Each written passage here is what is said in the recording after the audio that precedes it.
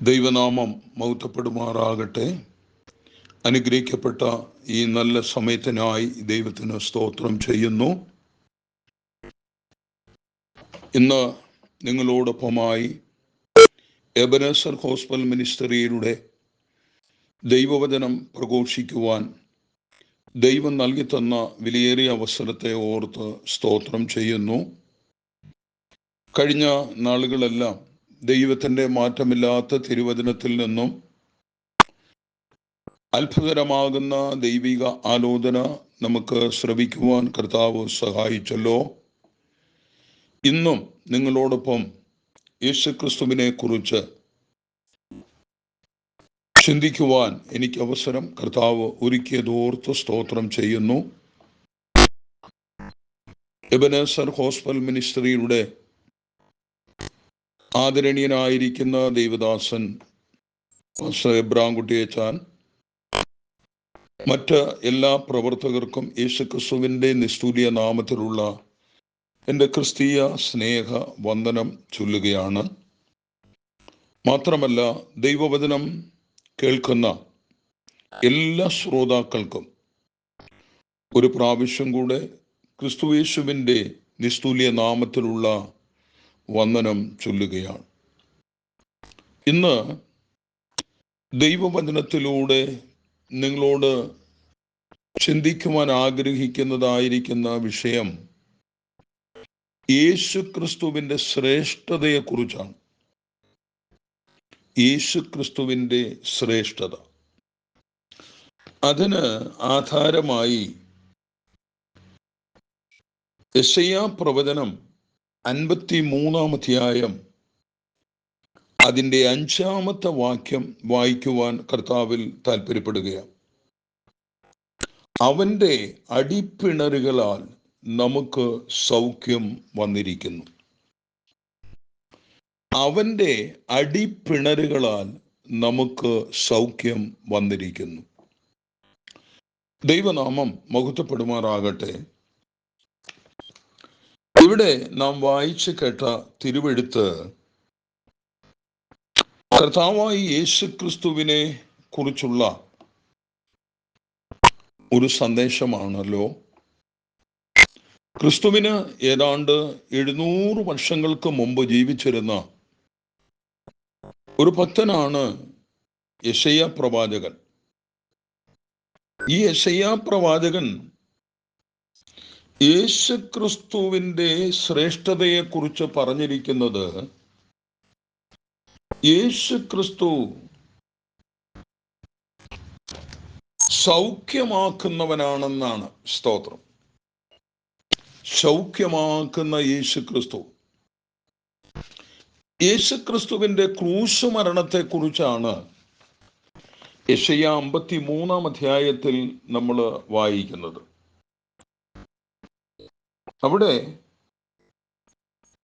യേശുക്രിസ്തുവിൻ്റെ മരണം എങ്ങനെയായിരിക്കുമെന്നും ആ മരണത്തിൽ യേശുക്രിസ്തുവിൻ്റെ ശ്രേഷ്ഠത എന്തായിരിക്കുമെന്നുമെല്ലാം വളരെ വ്യക്തമായിട്ട് യെശയ്യാവ് പ്രവചിക്കുകയാണ്. യേശുക്രിസ്തു സൗഖ്യദായകനാണ്. യേശുക്രിസ്തു ഈ ഭൂമിയിലായിരുന്നപ്പോൾ തൻ്റെ അടുക്കൽ വന്ന എല്ലാ രോഗികളെയും സൗഖ്യമാക്കി. കുരുടർ, മുടന്തർ, ഊമർ, ചെകിടർ, പക്ഷവാത രോഗികൾ തുടങ്ങിയവരെയെല്ലാം യേശു സൗഖ്യമാക്കി. മാത്രമല്ല, മരിച്ച അനേകരെ ഉയർപ്പിച്ചു. യേശുക്രിസ്തുവിൻ്റെ അടിപ്പിണറുകളാൽ നമുക്ക് സൗഖ്യം ലഭിച്ചിരിക്കുന്നു. അതാണ് യെശയ്യാവിൻ്റെ പുസ്തകം 53-ാം അധ്യായത്തിൻ്റെ 5-ാം വാക്യത്തിൽ നാം വായിച്ചത്. പുറപ്പാട് പുസ്തകം 15-ാം അധ്യായം അതിൻ്റെ 26-ാം വാക്യം വായിക്കുമ്പോൾ, ഞാൻ നിന്നെ സൗഖ്യമാക്കുന്ന യഹോവയാകുന്നു, ഞാൻ നിന്നെ സൗഖ്യമാക്കുന്ന യഹോവയാകുന്നു. സങ്കീർത്തനം 103-ന്റെ 3-ൽ അവൻ നിന്റെ അകൃത്യമൊക്കെയും മോചിക്കുന്നു, നിന്റെ സകല രോഗങ്ങളെയും സൗഖ്യമാക്കുന്നു. സങ്കീർത്തനത്തിലും നമ്മുടെ അകൃത്യങ്ങളെ മോചിക്കുകയും നമ്മുടെ രോഗങ്ങളെ സൗഖ്യമാക്കുകയും ചെയ്യുന്നു എന്ന് എഴുതിയിരിക്കുന്നു. അതുപോലെ തന്നെ യിരെമ്യാ പ്രവാചകന്റെ പുസ്തകം 33-ാം അധ്യായം അതിന്റെ 6-ാം വാക്യം നമ്മൾ വായിക്കുമ്പോൾ, ഇതാ ഞാൻ രോഗശാന്തിയും ആരോഗ്യവും വരുത്തി അവരെ സൗഖ്യമാക്കുകയും സമാധാനത്തിൻ്റെയും സത്യത്തിൻ്റെയും സമൃദ്ധി അവർക്ക് വെളിപ്പെടുത്തുകയും ചെയ്യും. എത്ര സത്യകരമായ ഒരു കാര്യമായത്! യേശുവിൽ വിശ്വസിക്കുന്നവരുടെ അവകാശമാണ് രോഗസൗഖ്യം എന്ന് പറയുന്നത്. ഒന്നാമത്, യേശുക്രിസ്തുവിന്റെ ശ്രേഷ്ഠത എന്ന് പറയുന്നത് യേശുക്രിസ്തു സൗഖ്യമാക്കുന്ന കർത്താവാണ്. രണ്ടാമത്, യേശുക്രിസ്തുവിന്റെ മറ്റൊരു ശ്രേഷ്ഠത ആരാധനയ്ക്കും പുകഴ്ചയ്ക്കും ബഹുമാനത്തിനും യോഗ്യനായവനാണ് യേശുക്രിസ്തു. ശ്രദ്ധിക്കണം, ആരാധനയും പുകഴ്ചയും ബഹുമാനവും സ്വീകരിക്കുവാൻ യോഗ്യൻ യേശുക്രിസ്തു മാത്രമാണ്. യേശുവിന്റെ ജനനത്തിങ്കൽ വിദ്വാൻമാർ വന്നിട്ട് അവന് പൊന്ന്, മൂറ്, കുന്തിരിക്കം ഇവ കാഴ്ചവെച്ച് വീണ് അവനെ നമസ്കരിച്ചു. സ്തോത്രം. നോക്കണം, ആരാധനയ്ക്ക് യോഗ്യനായ ഒരുവൻ മാത്രമേ ഉള്ളൂ. അത് നമ്മുടെ സർവശക്തനായ കർത്താവായ യേശു ക്രിസ്തുവാണ്. ഫിലിപ്പി ലേഖനം 2-ാം അധ്യായത്തിന്റെ 9 മുതൽ 11 വരെയുള്ള വാക്യങ്ങൾ വായിക്കുമ്പോൾ, അതുകൊണ്ട് ദൈവവും അവനെ ഏറ്റവും ഉയർത്തി സകല നാമത്തിനും മേലായ നാമം നൽകി, അങ്ങനെ യേശുവിൻ്റെ നാമത്തിങ്കൽ സ്വർലോകരുടെയും ഭൂലോകരുടെയും അധോലോകരുടെയും മുഴങ്കാലൊക്കെയും മടങ്ങുകയും എല്ലാ നാവും യേശു ക്രിസ്തു കർത്താവെന്ന് പിതാവായ ദൈവത്തിന്റെ മഹത്വത്തിനായി ഏറ്റുപറയും ചെയ്യേണ്ടി വരും. നോക്കണം, ആരാധനയ്ക്ക് യോഗ്യനായി ഒരുവൻ മാത്രമേ ഉള്ളൂ. അത് കർത്താവായ യേശു ക്രിസ്തുവാണ്. വെളിപ്പാട് പുസ്തകം 1-ാം അധ്യായം അതിന്റെ 6-ാം വാക്യത്തിൽ എഴുതിയിരിക്കുന്നത് ഇങ്ങനെയാണ്: സ്തോത്രം, നമ്മെ സ്നേഹിക്കുന്നവനും നമ്മുടെ പാപം പോക്കി നമ്മെ തൻ്റെ രക്തത്താൽ വിടുവിച്ച് തൻ്റെ പിതാവായ ദൈവത്തിന് നമ്മെ രാജ്യവും പുരോഹിതന്മാരുമാക്കി തീർത്തവനുമായ എന്നേക്കും മഹത്വവും ബലവും ആമേൻ എന്ന് രേഖപ്പെടുത്തിയിരിക്കുന്നു. അപ്പം ആരാധിക്കുവാൻ യോഗ്യൻ യേശു ക്രിസ്തുവാണ്. രണ്ടാമത്തെ ശ്രേഷ്ഠത ആരാധനയ്ക്കും പുകഴ്ചയ്ക്കും ബഹുമാനത്തിനും യോഗ്യൻ യേശു ക്രിസ്തു മാത്രമാണ്. മൂന്നാമത്തെ തൻ്റെ ശ്രേഷ്ഠത ശലോമോനിലും വലിയവനായവനാണ് യേശു ക്രിസ്തു. നമ്മൾ മത്തായിയുടെ സുവിശേഷം 12-ാം അധ്യായം 42-ാം വാക്യം വായിക്കുമ്പോൾ, ലോകത്തിൽ ജീവിച്ചിരുന്ന ഏറ്റവും വലിയ ജ്ഞാനിയായിരുന്നു ശലോമോൻ. ശലോമോൻ പിതാവായ ദാവീദിൽ നിന്നും രാജ്യഭരണം ഏറ്റെടുത്തപ്പോൾ ദൈവത്തോട് ആവശ്യപ്പെട്ടത് ധനമോ സമ്പത്തോ ഒന്നുമല്ലായിരുന്നു. മറിച്ച് ജനത്തെ വിവേകത്തോടെ ഭരിക്കുവാൻ ആവശ്യമായ ജ്ഞാനമായിരുന്നു. 1 രാജാക്കന്മാരുടെ പുസ്തകം 3-10-11 വാക്യങ്ങളിൽ നമ്മളത് വായിക്കുന്നുണ്ട്. ഇത് ദൈവത്തിന് പ്രസാദമായി, താൻ ചോദിച്ചത് ദൈവത്തിന് പ്രസാദമായി എന്ന് എഴുതിയിരിക്കുന്നു. അതിനാൽ ദൈവം അവന് ജ്ഞാനവും മാത്രമല്ല, അവൻ അപേക്ഷിക്കാത്ത സമ്പത്തും മഹത്വവും കൂടെ നൽകുകയും അവൻ്റെ പേര് ഏറ്റവും വലുതാക്കുകയും ചെയ്തു. ശലോമോന്റെ ജ്ഞാനം കേൾക്കുവാൻ ശേബാരാജ്ഞി ദൂരത്തു നിന്നും വരുമായിരുന്നു. മത്തായിയുടെ സുവിശേഷം 12:42 യഹൂദന്മാരുടെ ചിന്തയിൽ ജ്ഞാനത്തിന്റെ പര്യായമായിരുന്നു ശലോമോൻ. എന്നാൽ അവർക്ക് സർവജ്ഞാനിയായ ജ്ഞാനത്തിന്റെ ഉറവിടമായ കർത്താവായ യേശു ക്രിസ്തുവിനെ തിരിച്ചറിയാൻ കഴിയാതെ പോയി. അതിന് യേശു ക്രിസ്തു അവരോട് തന്നെ വെളിപ്പെടുത്തിയത് ഇങ്ങനെയാണ്: ഇതാ ശലോമോനിലും വലിയവൻ. സ്തോത്രം. നമ്മുടെ കർത്താവ് ശലോമോനിലും വലിയവനാണ്. സ്തോത്രം. യേശു ക്രിസ്തു സർവജ്ഞാനിയാണ്. സ്തോത്രം. ഹല്ലേലൂയ. യേശു ക്രിസ്തു സർവജ്ഞാനിയാണ്. ദൈവത്തിൽ നിന്നാണ് ശലോമോൻ ജ്ഞാനം പ്രാപിച്ചതെങ്കിൽ നമ്മുടെ കർത്താവ് എത്ര ജ്ഞാനിയായിരിക്കണം. സ്തോത്രം. ഇനി നാലാമത്തത് മത്തായിയുടെ സുവിശേഷം 12-ാം-അധ്യായത്തിന്റെ 6-ാം അവൻ ദേവാലയത്തെക്കാൾ വലിയവനാണ് എന്നെഴുതിയിരിക്കുന്നു.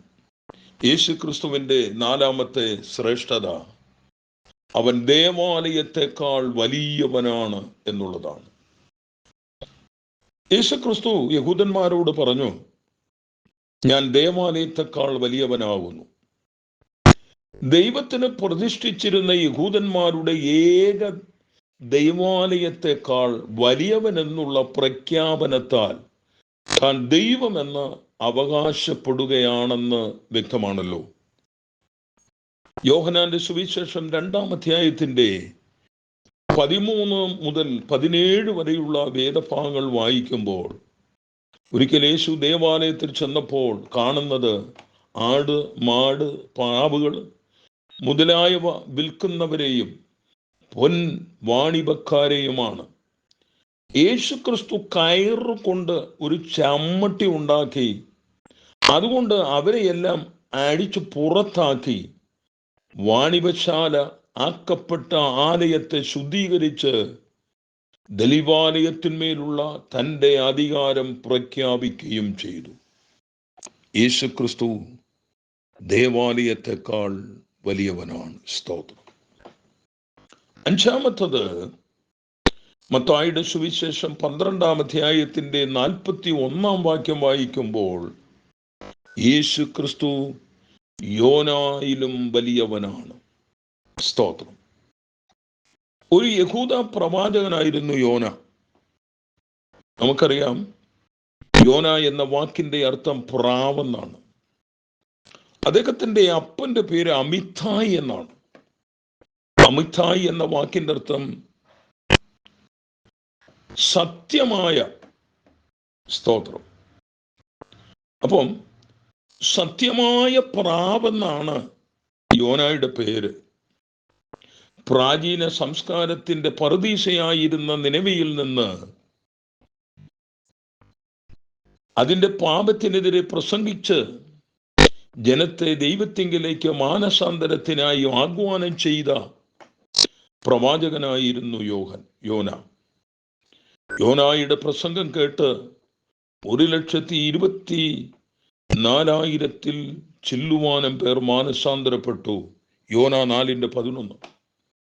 യോന പ്രസംഗിച്ചപ്പോൾ നിനവേക്കാർ അത്ഭുതമോ അടയാളമോ ആവശ്യപ്പെടാതെ പ്രസംഗം കേട്ട് വിശ്വസിക്കുകയും ഉപവസിക്കുകയും താന്താന്റെ ദുർമാർഗങ്ങളെ വിട്ട് തിരിഞ്ഞ് മാനസാന്തരപ്പെടുകയും ചെയ്തു. യോന 3:3 മുതൽ 10 വരെ. എന്നാൽ യേശു ക്രിസ്തു പ്രസംഗിച്ചപ്പോൾ ജനം ആവശ്യപ്പെട്ടത് അത്ഭുതങ്ങളും അടയാളങ്ങളുമാണ്. നീ എന്തടയാളം കാണിക്കും എന്ന് അവർ ചോദിച്ചിരുന്നു. മത്തായിയുടെ സുവിശേഷം 12-ാം-അധ്യായത്തിന്റെ 38-39 വാക്യങ്ങൾ. അതിനാൽ നിനവിയിലെ ജനം അടയാളമോ ആവശ്യപ്പെടാതെ വിശ്വസിച്ച് മാനസാന്തരപ്പെട്ട സംഭവം ചൂണ്ടിക്കാട്ടി യേശു പറയുകയാണ്, ഇതാ യോനായിലും വലിയവൻ. ഈ യഹൂദന്മാർ യേശുവിന്റെ പ്രസംഗം കേട്ട് മാനസാന്തരപ്പെട്ടില്ല. അതിനാൽ നിനവേക്കാർ ഈ തലമുറയെ ന്യായം വിധിക്കും എന്ന് യേശു ക്രിസ്തു പറഞ്ഞു. യോനായിലും വലിയവനായ യേശു ക്രിസ്തുവിനെ തിരിച്ചറിയുവാൻ യഹൂദന്മാർക്ക് കഴിയാതെ പോയി. മത്തായിയുടെ സുവിശേഷം 12-ാം അധ്യായത്തിന്റെ 40-ാമത്തെ വാക്യത്തിൽ ഇങ്ങനെ എഴുതിയിരിക്കുന്നു, യോന കടലാനയുടെ വയറ്റിൽ 3 രാവും 3 പകലും ഇരുന്നത് പോലെ മനുഷ്യപുത്രൻ 3 രാവും 3 പകലും ഭൂമിയുടെ ഉള്ളിൽ ഇരിക്കും. എന്നാൽ ഇവിടെ ഒരു വ്യത്യാസമുണ്ട്. യോന അനുസരണക്കേട് കാണിച്ച് തർശീശിലേക്കുള്ള കപ്പൽ കയറി കപ്പൽക്കാർ യോനായെ കടലിലേക്കിട്ട് മത്സ്യം യോനായെ വിഴുങ്ങി 3-ാം ദിവസം നിനവയിൽ കൊണ്ടുപോയി ഛർദ്ദിച്ചു. എന്നാൽ യേശു ക്രിസ്തു തൻ്റെ ഇഷ്ടം നിവർത്തിപ്പാനായി തന്നെത്താൻ ഏൽപ്പിച്ചു കൊടുത്തു. ക്രൂശുമരണം അനുഭവിച്ച് 3 ദിവസം കഴിഞ്ഞപ്പോൾ കല്ലറയിൽ നിന്ന് യേശു ഉയർക്കുകയും മരണത്തിൻ്റെ മേൽ തനിക്കുള്ള അധികാരം വെളിപ്പെടുത്തുകയും ചെയ്തു. അപ്പോൾ യേശു ക്രിസ്തു യോനായിലും വലിയവനാണ്. സ്തോത്രം. ഇനി നമ്മൾ വായിക്കുമ്പോൾ അവന്റെ ശ്രേഷ്ഠത, യേശു ക്രിസ്തു സാക്ഷാൽ മുന്തിരിവള്ളിയാണ്. സ്തോത്രം. യോഹന്നാന്റെ സുവിശേഷം 15-ാം അധ്യായത്തിന്റെ 5-ഉം 6-ഉം വാക്യം വായിക്കുമ്പോൾ, ഞാൻ മുന്തിരിവള്ളിയും നിങ്ങൾ കൊമ്പുകളുമാകുന്നു. ഒരുത്തൻ എന്നിലും ഞാൻ അവനിലും വസിക്കുന്നു എങ്കിൽ അവൻ വളരെ ഫലം കായ്ക്കും. എന്നിൽ വിശ്വസിക്കാത്തവനെ ഒരു കൊമ്പ് പോലെ പുറത്ത് കളഞ്ഞിട്ട് അവൻ ഉണങ്ങിപ്പോകുന്നു. യോഹന്നാന്റെ സുവിശേഷം 15-7 നിങ്ങൾ എന്നിലും എൻ്റെ വചനം നിങ്ങളിലും വസിച്ചാൽ നിങ്ങൾ ഇച്ഛിക്കുന്നത് എന്തെങ്കിലും അപേക്ഷിപ്പീൻ, അത് നിങ്ങൾക്ക് കിട്ടും. യോഹന്നാന്റെ സുവിശേഷം 15-8 നമ്മൾ വായിക്കുമ്പോൾ, നിങ്ങൾ വളരെ ഫലം കായ്ക്കേണ്ടതിനാൽ എൻ്റെ പിതാവ് മഹത്വപ്പെടുന്നു, അങ്ങനെ നിങ്ങൾ എൻ്റെ ശിഷ്യന്മാരാകും. കൊമ്പും മുന്തിരിവള്ളിയും എന്ന പോലെ നാം ക്രിസ്തുവിൽ വസിച്ചാൽ മാത്രമേ നാം യേശു ക്രിസ്തുവിൻ്റെ ശിഷ്യത്വത്തിലേക്ക് വരികയുള്ളൂ. അതായത് യേശു ക്രിസ്തു, ആമേൻ സ്തോത്രം, അനുസരണമുള്ളവനായി കൽപ്പനകളെ അനുസരിച്ച് യേശു അവൻ്റെ സ്നേഹത്തിൽ വസിക്കുക. അപ്പോഴാണ് നമ്മളും അവൻ്റെ മുന്തിരി വള്ളികളായി തീരുവാൻ ഇടയാകുന്നത്. യോഹന്നാൻ 15-10 നാം അത് വായിക്കുന്നു. അടുത്ത യേശു ക്രിസ്തുവിൻ്റെ ശ്രേഷ്ഠത, മരിച്ചിട്ട് ഉയർത്തെഴുന്നേറ്റ് ഇന്നും ജീവിക്കുന്നവനാണ് ക്രിസ്തു. ലൂക്കോസിന്റെ സുവിശേഷം 23-50 മുതൽ 53 വരെയും, മത്തായിയുടെ സുവിശേഷം 27-ാം അധ്യായത്തിന്റെ 59-ഉം 60-ഉം, മത്തായിയുടെ സുവിശേഷം 27-ന്റെ 66-ഉം, 1 കൊരിന്ത്യർ ലേഖനം 15-ന്റെ 3 മുതൽ 6 വരെയുള്ള വാക്യങ്ങളും വായിക്കുമ്പോൾ, യഹൂദന്മാർ യേശുവിനെ ക്രൂശിൽ തറച്ചു കൊന്നു. യഹൂദ മര്യാദ പ്രകാരം അരിമത്യയിലെ യോസഫിന്റെ കല്ലറയിൽ അടക്കം ചെയ്തു. അതിന്റെ കാവൽ മാടത്തിൽ വലിയൊരു കല്ല് ഉരുട്ടി വെച്ചു. റോമ ഗവൺമെന്റിന്റെ മുദ്രയും പതിച്ചു. റോമ പടയാളികളെ കാവലാക്കി. എന്നാൽ 3-ാം നാൾ കല്ലറകളെ തുറന്നുകൊണ്ട് യേശു ക്രിസ്തു ഉയർത്തെഴുന്നേറ്റു. 500-ലധികം ശിഷ്യന്മാർക്ക് പ്രത്യക്ഷനായി. 40 ദിവസത്തിന് ശേഷം സ്വർഗാരോഹണവും ചെയ്തു. ലോകത്തിലെ എല്ലാ മഹാന്മാരുടെയും കല്ലറകൾ അടഞ്ഞു കിടക്കുമ്പോൾ തുറന്നു കിടക്കുന്ന ഒരേ ഒരു കല്ലറ യേശു ക്രിസ്തുവിന്റെ കല്ലറയാണ്. അവിടെ ഇപ്രകാരം രേഖപ്പെടുത്തിയിരിക്കുന്നു, അവൻ ഇവിടെയില്ല, ഉയർത്തെഴുന്നേറ്റിരിക്കുന്നു. സ്തോത്രം. ലൂക്കോസിന്റെ സുവിശേഷം 24 അധ്യായത്തിന്റെ 6 വാക്യം നമ്മൾ വായിക്കുമ്പോൾ, ഇപ്പോൾ നമുക്കായി മഹിമയുടെ വലത്തുഭാഗത്ത് കർത്താവ് ആയിരിക്കുന്നു എന്ന് വിശുദ്ധ വേദപുസ്തകം പഠിപ്പിക്കുന്നു. ഇനി അടുത്തത് കർത്താവിന്റെ ശ്രേഷ്ഠത എന്ന് പറയുന്നത്, ഹല്ലേലൂയ, എല്ലാറ്റിനും പരിഹാരമായിരിക്കുന്ന യേശുക്രിസ്തു. സ്തോത്രം. യേശുക്രിസ്തുവിന് പരിഹരിക്കുവാൻ കഴിയാത്തതായി ഒന്നും തന്നെയില്ല ഈ ഭൂമിയിൽ. നിങ്ങളുടെ പ്രശ്നങ്ങൾ എന്ത് തന്നെ ആയാലും, കടഭാരമാണോ, രോഗമാണോ, കുടുംബ ബന്ധം തകർന്നതാണോ, മദ്യപാനമാണോ, സമാധാനമില്ലാത്തതോ, എല്ലാറ്റിനും പരിഹാരം യേശു ക്രിസ്തുവിൽ ഉണ്ട്. ഫിലിപ്പി ലേഖനം 4:6 എഴുതിയിരിക്കുന്നത്, ഒന്നിനെ കുറിച്ചും വിചാരപ്പെടരുത്. സ്തോത്രം. എല്ലാറ്റിലും പ്രാർത്ഥനയാലും അപേക്ഷയാലും നിങ്ങളുടെ ആവശ്യങ്ങൾ സ്തോത്രത്തോടുകൂടെ ദൈവത്തോട് അറിയിക്കത്രേ വേണ്ടത്. സ്തോത്രം. യോഹന്നാന്റെ സുവിശേഷം 16:23-24 ഇങ്ങനെ എഴുതിയിരിക്കുന്നു, നിങ്ങൾ പിതാവിനോട് അപേക്ഷിക്കുന്നതൊക്കെയും അവൻ എൻ്റെ നാമത്തിൽ നിങ്ങൾക്ക് തരും. അപേക്ഷിപ്പിൻ, എന്നാൽ നിങ്ങളുടെ സന്തോഷം പൂർണ്ണമാകും വണ്ണം നിങ്ങൾക്ക് ലഭിക്കും.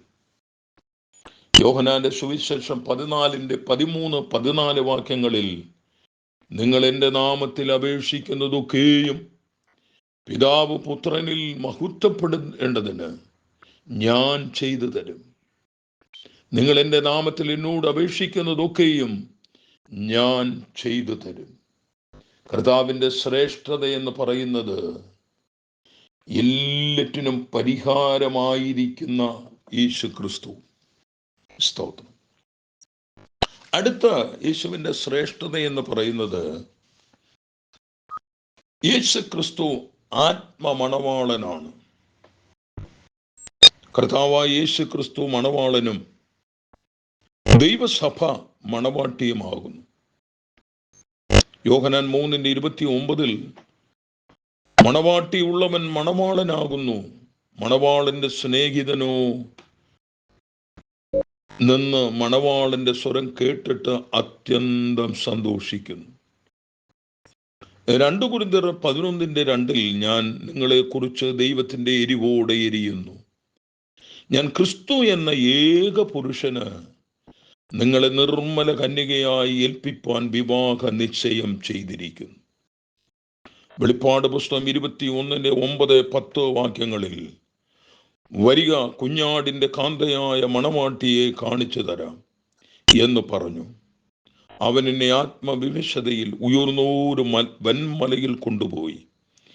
യെരൂശലേം എന്ന വിശുദ്ധ നഗരം സ്വർഗത്തിൽ നിന്ന് ദൈവത്തിന്റെ സന്നിധിയിൽ തന്നെ ദൈവ തേജസ്സുള്ളതായി ഇറങ്ങുന്നത് കാണിച്ചു തന്നു.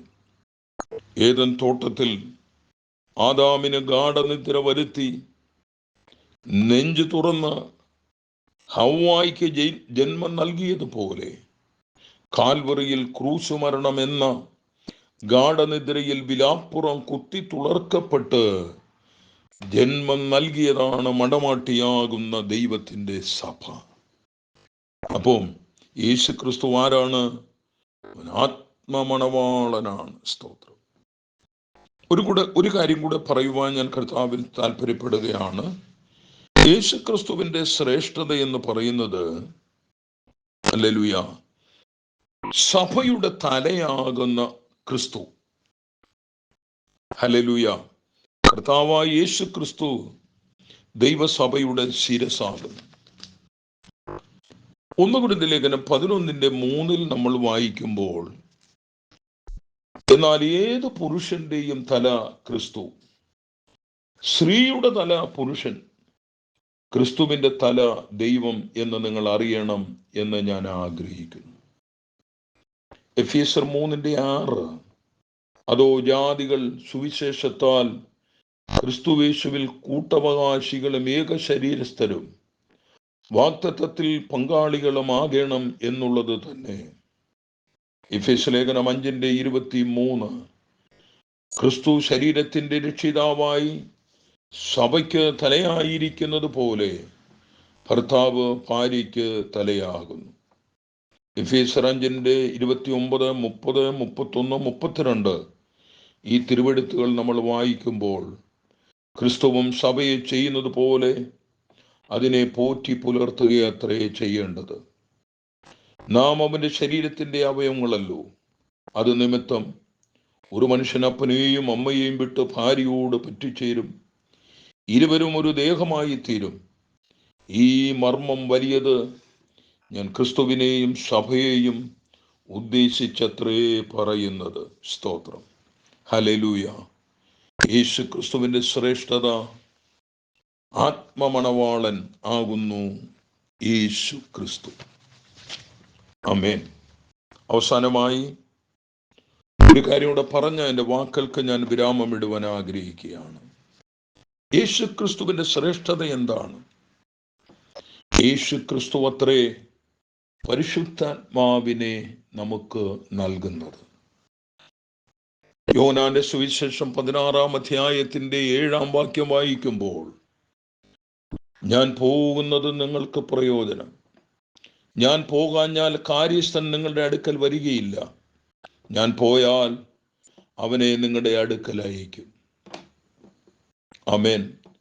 യോഹന്നാന്റെ സുവിശേഷം 15:26 ഞാൻ പിതാവിന്റെ അടുക്കൽ നിന്ന് നിങ്ങൾക്ക് അയപ്പാനുള്ള കാര്യസ്ഥനായ ആമേൻ സ്തോത്രം പരിശുദ്ധാത്മാവ്, ആമേൻ, പുറപ്പെടുന്ന സത്യാത്മാവ് വരുമ്പോൾ അവൻ എന്നെ കുറിച്ച് സാക്ഷ്യം പറയും. ഹല്ലേലൂയ. ആമേൻ സ്തോത്രം. യോഹന്നാന്റെ സുവിശേഷം 14:16 വായിക്കുമ്പോൾ, എന്നാൽ ഞാൻ പിതാവിനോട് ചോദിക്കും, അവൻ സത്യത്തിന്റെ ആത്മാവെന്ന മറ്റൊരു കാര്യസ്ഥനെ എന്നേക്കും നിങ്ങളോട് കൂടെ ഇരിക്കേണ്ടതിന് നിങ്ങൾക്ക് തരും. യോഹന്നാൻ 3:34 വായിക്കുമ്പോൾ, ദൈവം അയച്ചവൻ യേശു ക്രിസ്തു ദൈവത്തിന്റെ വചനം പ്രസ്താവിക്കുന്നു. അവൻ ആത്മാവിനെ അളവ് കൂടാതെയല്ലോ കൊടുത്തത്. അപ്പോസ്തലപ്രവൃത്തി 2:33 അവൻ ദൈവത്തിന്റെ വലത്ത് ഭാഗത്ത് ആരോഹണം ചെയ്തു. ഹല്ലേലൂയ. ദൈവമഹിമയുടെ വലത്ത് ഭാഗത്ത് ഇന്ന് നമുക്ക് വേണ്ടി പക്ഷപാതം ചെയ്തുകൊണ്ടിരിക്കുന്നു. പ്രിയമുള്ളവരെ, ഇന്ന് നാം കേട്ടതായിരിക്കുന്ന ദൈവിക സന്ദേശം, ഹല്ലേലൂയ, ഇത് യേശുക്രിസ്തുവിന്റെ ശ്രേഷ്ഠതയെക്കുറിച്ചാണ്. സ്തോത്രം. എന്താണ് യേശുക്രിസ്തുവിന്റെ ശ്രേഷ്ഠത? 1, അവൻ സൗഖ്യമാക്കുന്ന ക്രിസ്തുവാകുന്നു. 2, അവൻ ആരാധനയ്ക്കും പുകഴ്ചയ്ക്കും ബഹുമാനത്തിനും യോഗ്യനായ ക്രിസ്തുവാകുന്നു. 3, അവൻ ശലോമോനിലും വലിയവനായവനാകുന്നു. ആമേൻ സ്തോത്രം. 4, അവൻ ആമേൻ സ്തോത്രം ഹല്ലേലൂയ ദേവാലയത്തെക്കാൾ വലിയവനാകുന്നു. 5, അവൻ യോനായിലും വലിയവനാകുന്നു. 6, സ്തോത്രം, സാക്ഷാൽ അവൻ മുന്തിരി വള്ളിയാകുന്നു. സ്തോത്രം. 7, മരിച്ചിട്ട് ഉയർത്തെഴുന്നേറ്റ് ഇന്നും ജീവിക്കുന്ന ക്രിസ്തുവാകുന്നു. ആമേൻ. 8, സമാധാനവും സന്തോഷവും നൽകുന്നവനാണ് നമ്മുടെ കർത്താവ്. ആമേൻ. എല്ലാറ്റിനും പരിഹാരം ആയിരിക്കുന്ന ക്രിസ്തു. അവസാനമായിട്ട് ഹല്ലേലൂയ, ആത്മമണവാളനാണ് ക്രിസ്തു. ദൈവസഭയുടെ തലയാകുന്നു ക്രിസ്തു. പരിശുദ്ധാത്മാവിനെ ദാനം ചെയ്യുന്നവനാണ് ക്രിസ്തു. ഇത്യാദി കാര്യങ്ങൾ വിശുദ്ധ വേദപുസ്തകത്തിന്റെ അടിസ്ഥാനത്തിൽ ഈ അവസരത്തിൽ നിങ്ങളോട് ഞാൻ പ്രസ്താവിക്കുകയാണ്. യേശു ക്രിസ്തുവിൻ്റെ ശ്രേഷ്ഠതയെ നാം ഉള്ളതുപോലെ അറിയണം. ആ ശ്രേഷ്ഠതയെ മനസ്സിലാക്കി നമുക്ക് ജീവിക്കുവാൻ ഇന്ന് ഈ സമയം കർത്താവ് നമുക്ക് കൃപ ചെയ്യുമാറാകട്ടെ. ഹല്ലേലൂയ. അതിനായി ദൈവം നമുക്ക് ഓരോ ദിവസം സഹായിക്കുമാറാകട്ടെ എന്ന പ്രാർത്ഥനയോടുകൂടെ ഇന്ന് രാത്രിയിൽ എൻ്റെ വാക്കുകൾക്ക് ഞാൻ ഇവിടെ വിരാമമിടുന്നു. ദൈവം ഈ വചനങ്ങളാൽ നമ്മെ അനുഗ്രഹിക്കുമാറാകട്ടെ. ഇന്ന് എബനേസർ ഹോസ്പിറ്റൽ മിനിസ്റ്ററിയിലൂടെ കേൾക്കപ്പെട്ടതായിരിക്കുന്ന ഈ ദൈവിക സന്ദേശം നിങ്ങൾക്കും നിങ്ങളുടെ കുടുംബങ്ങൾക്കും വ്യക്തിപരമായും അല്ലാതെയും അനുഗ്രഹങ്ങളെ ചൊരിയട്ടെ എന്ന പ്രാർത്ഥനയോടുകൂടെ എൻ്റെ വാക്കുകൾക്ക് ഞാൻ വിരാമമിടുന്നു. ദൈവം നമ്മെ വചനങ്ങളാൽ അനുഗ്രഹിക്കുമാറാകട്ടെ. ആമേൻ.